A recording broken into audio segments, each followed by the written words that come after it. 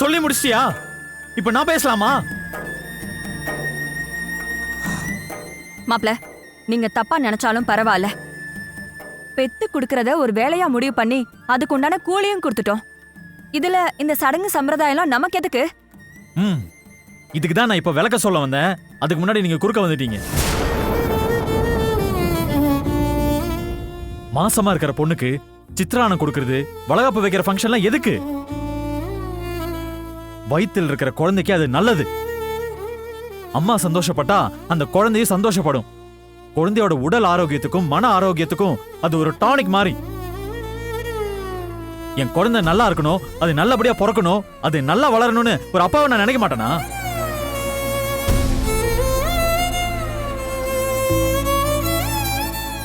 இப்படி பண்றது ஸ்வேதாவுக்கு பிடிக்கலதான். பாரதி எனக்கு எதுவுமே வேண்டான்னு புடிவாதமா மறுத்தாங்க. நான் தான் அவங்களை கெஞ்சி சமாதானப்படுத்தி உட்கார வச்சேன்.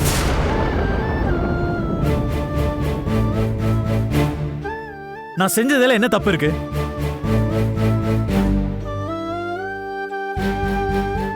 அப்போ என் குழந்தைய, இந்த வீட்டு குழந்தைய நீங்க பார்க்கல, அப்படிதானே? ஓ, முதல்ல அப்படி பாத்தீங்க. ஆனா இப்போ உங்க கண்ணோட்டம் மாறிடுச்சு.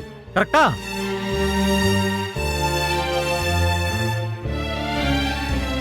சரி, சித்ரானம் கொடுக்கறது ஸ்வேதாக்கு பிடிக்கல. அதை மீறி தான் நான் ஏற்பாடு பண்ணேன். பாரதி சித்ரானம் சாப்பிட போற டைம்ல இவ வந்தா. அப்ப அந்த சிச்சுவேஷன்ல இவ என்ன பண்ணிருக்கணும் சொல்லுங்க.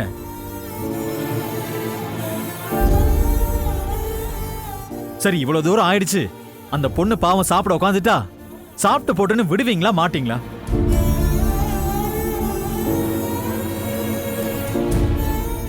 சொல்லுங்க மாமா. மாப்ள, நீங்க சொல்றதெல்லாம் வச்சு பார்த்தா அந்த சூழ்நிலையில அந்த பொண்ணை சாப்பிட வைக்கிறது தான் சரி. கரெக்டா சொன்னீங்க மாமா. இதுக்கு பேரு தான் மனிதாபிமானம். இதுக்கு பேரு தான் மனுஷத்தனம். ஆனா உங்க பொண்ணு நீட்ன கையில இருந்த சாப்பாட்டை தட்டி விட்டுட்டா.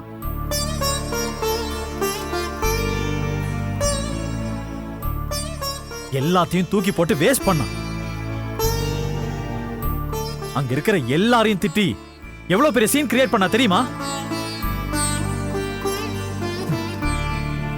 அந்த இடத்துல இவகிட்ட அவ்வளவு கெஞ்சன மாமா. ஒரு வாய் சாப்பிட்டு போட்டும் பாவம்னு.